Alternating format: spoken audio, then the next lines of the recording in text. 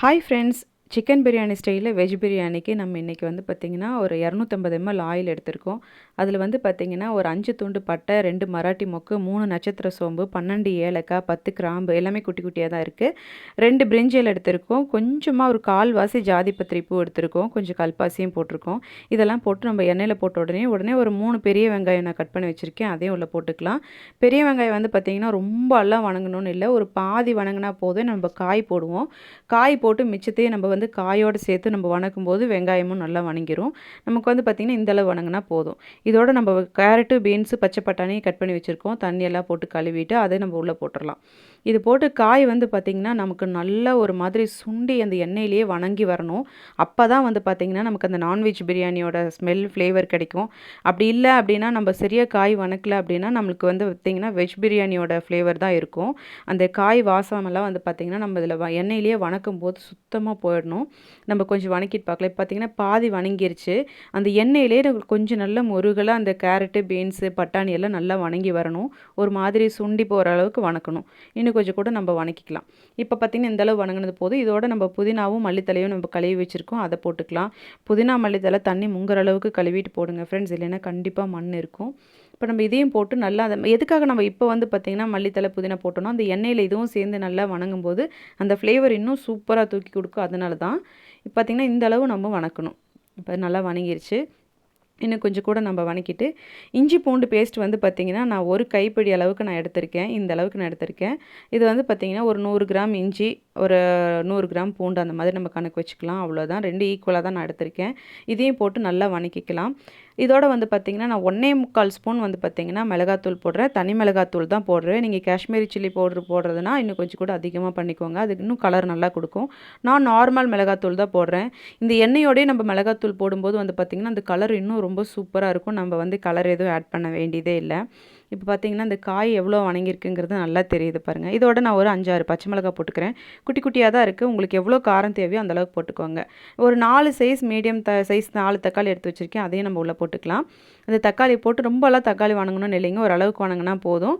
ஒரு 3/4 வாசி வணங்குச்சுன்னா போதும். நமக்கு தண்ணி கொதிக்கும் போதும் அரிசி போட்டதுக்கப்புறமும் மிச்சம் வணங்கிடும்.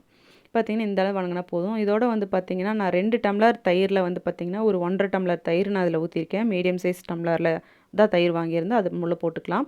இப்போ நம்ம கொஞ்சம் லைட்டாக அடிப்பிடிச்ச மாதிரி இருந்தது கூட நம்ம இதோட சேர்த்து நம்ம நல்லா கிளறி விட்டுக்கலாம்.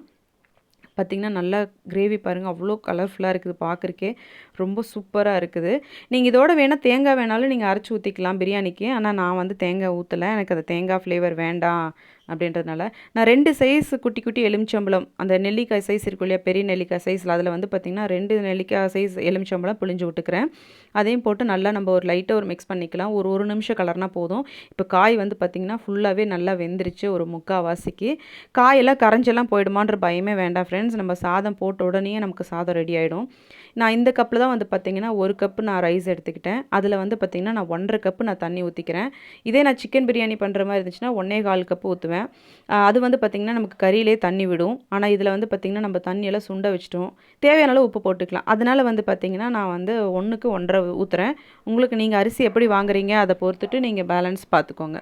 பார்த்திங்கன்னா தண்ணி ஊற்றி நல்லா உலை கொதிச்சிருச்சு. இந்த ஸ்டேஜில் வந்து பார்த்திங்கன்னா நம்ம அரிசி கழுவி வச்சுருக்கோம் இல்லையா, அந்த அரிசியை உள்ளே போட்டுக்கலாம்.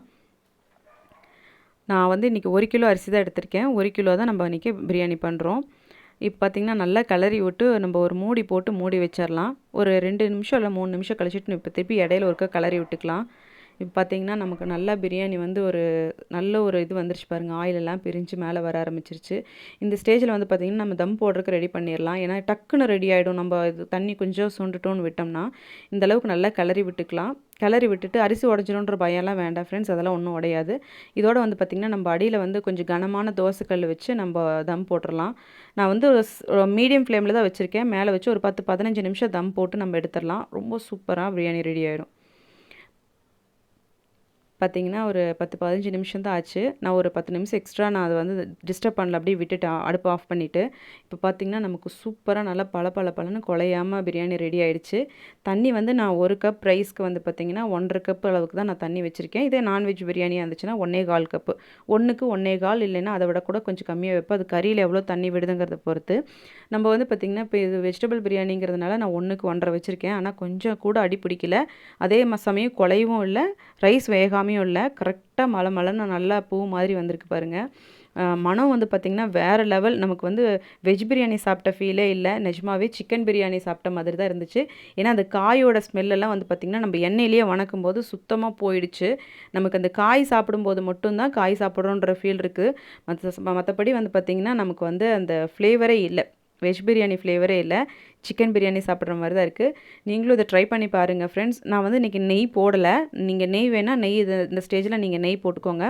எனக்கு நெய் வேண்டாம், நம்ம டயட்டில் இருக்கிறனால தேவையில்லாமல் நிறைய நெய் வேண்டான்றதுனால நான் நெய் போடல. நெய் போட்டிங்கன்னா இன்னும் ரொம்ப சூப்பர் டேஸ்ட்டாக வரும். நீங்களும் ட்ரை பண்ணி பாருங்கள் ஃப்ரெண்ட்ஸ். ட்ரை பண்ணி பார்த்துட்டு பிரியாணி எப்படி வந்துச்சுன்னு சொல்லி மறக்காமல் கமெண்ட் பண்ணுங்கள், மற்றவங்களும் பார்த்து தெரிஞ்சுக்கிட்டும். இது ரொம்ப சூப்பராக இருக்கும். ஒன்ஸ் நீங்கள் ட்ரை பண்ணி பாருங்கள், வேறு லெவல் டேஸ்ட்டாக இருக்கும். அதுக்கப்புறம் நீங்கள் எப்போவுமே இந்த மாதிரி தான் செய்வீங்க. மேரேஜ் ஃபங்க்ஷனில் போய் நம்ம சாப்பிடும்போது இந்த பிரியாணி டேஸ்ட் எப்படி இருக்குமோ அப்படி தான் இருக்கும். ஓகே ஃப்ரெண்ட்ஸ், இன்றைக்கி வீடியோ அவ்வளோதான். நம்ம சேனல் பிடிச்சிருக்கு, இந்த வீடியோ பிடிச்சிருக்கு அப்படின்னா நீங்கள் இந்த சேனல் சப்ஸ்கிரைப் பண்ணி வச்சு பக்கத்தில் இருக்கிற பெல் சிம்மில் கிளிக் பண்ணி ஆல்னு கொடுத்து வச்சுக்கோங்க. அப்போ தான் நான் எப்போ வீடியோ போட்டாலும் நோட்டிஃபிகேஷன் ஆகும். நாளைக்கு வீடியோவில் சந்திக்கலாம். டாடா, பாய்.